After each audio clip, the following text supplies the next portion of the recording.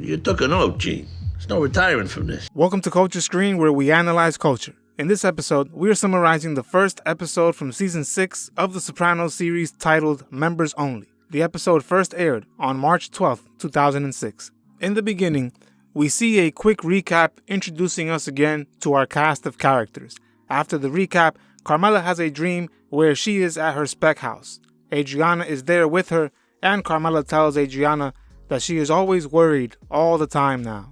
I am worried all the time. In the following scene, Tony is visiting Uncle Junior. Junior tells Tony that he has money buried in his backyard from the 1970s. Tony eventually gives up digging all the holes and stops looking after digging several holes while not knowing if Junior truly has money buried there or if he's simply imagining it as a result of his dementia. When Janice and Bobby walk in, Tony is upset as they are late and he has to carry on with his day. Janice tells Tony that they should place Junior in a nursing home like they did to their mother. But Tony refuses the idea and says that he is not going to do that to Uncle Junior and that taking care of him is the least they can all do for him. In another scene, we see Carmela and Hugh get started on the Spec house modifications when an inspector commands them to stop all work being done on the house. The inspector insists that they must redo the work they have been doing, and instead of using pine, that they must use fir instead, even though it costs more money. Later on, we learn that Eugene inherited $2 million after his aunt passed away. As a result of now being a millionaire, Eugene dreams of retiring to Florida. Eugene's wife is also pushing him to retire with their son, who is addicted to drugs, as a way of getting out of their current predicament. Eugene tries to relay all of this to Tony, and he goes to speak to Christopher to see if he can help convince Tony to let him retire with his family to Florida. Christopher agrees to speak to Tony on Eugene's behalf, but only if he conducts a hit on behalf of Chris. A man named Teddy, who owes Christopher some money, must be taken out because he has not paid Chris the money he owes him. Eugene is tasked with taking the man out while he is eating at a fast food restaurant. Eugene desperately wants to leave his life of crime behind and retire with his family to Florida, so he heads over to Boston to take out Teddy. After the hit job, Tony rejects Eugene's request and Eugene is devastated. Afterwards, we learn that Eugene is also an FBI informant. He also tells his FBI handlers about the money he inherited and how he wants to retire to Florida. The FBI also rejects Eugene's request, and he comes to the realization that he is stuck and will have to continue his life of crime while also being an FBI informant. This reality becomes too much to bear for Eugene. As a result of him not being able to move to Florida, his wife grows upset with him and their relationship begins to dwindle. As a result of all these stressors present in Eugene's life, he ends up taking his life later on in the episode. A year, 2 years from now, Tony could be gone. Remember, I am summarizing the entire series as well as other popular works of literature, movies, and TV shows as well. Subscribe and click the bell so you don't miss the next episode or series. Let me know what you'd like me to summarize in the comments section below. Follow us on Instagram and Twitter for additional content. Visit our merch store and support us on Patreon if you can. Doing this helps my channel out tremendously. I thank you for your support. Florida's just one of those things you gotta let go. In another scene, Hesh and a close friend of his named Eli are jumped by 3 members of the New York family.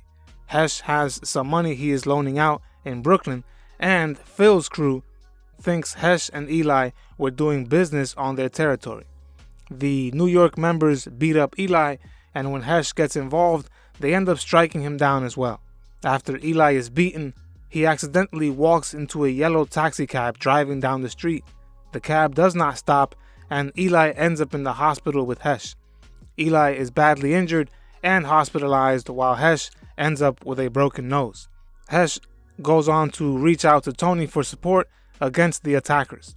Tony tries calling Phil and Gary, but they don't return Tony's phone calls. Tony then has no other choice but to reach out to Johnny Sack directly, who is incarcerated at the time. Tony can't visit Johnny in prison because it would further incriminate them both. So he decides to send a message with Johnny's brother-in-law. Johnny has Phil meet up with Tony, and Tony is finally able to strike a deal to help Eli.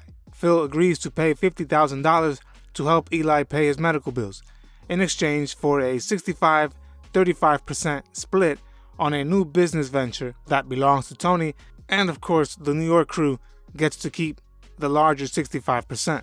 Tony agrees to the deal, and when Christopher asks him why is he allowing the New York crew to make him fold, he explains to Christopher that he is not folding to Phil, but instead acting strategically.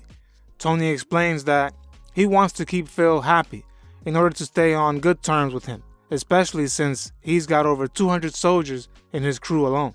We see Tony continues to struggle with his siblings about placing Junior in a nursing home.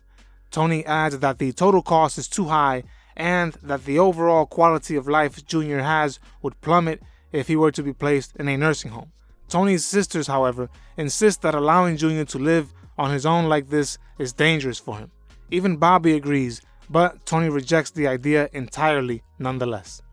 During his next session with Dr. Melfi, Tony discusses how he despises the idea of placing Junior in a nursing home.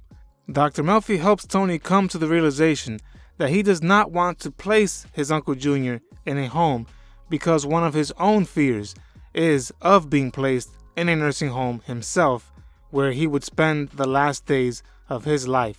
Melfi adds that Tony is projecting his own fear of being placed in a nursing home onto Junior, and that is why he is so against the idea.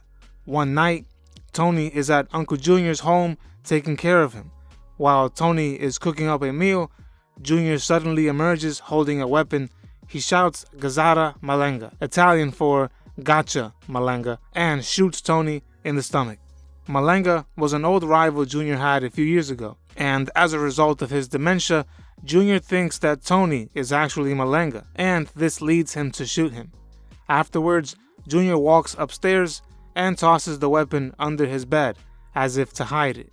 He then hides in his closet and begins to cry. Back downstairs, we see an injured Tony on the ground agonizing as he desperately struggles to call 911 before blacking out. I don't care how close you are. In the end, your friends are going to let you down. That was episode number 66, titled Members Only.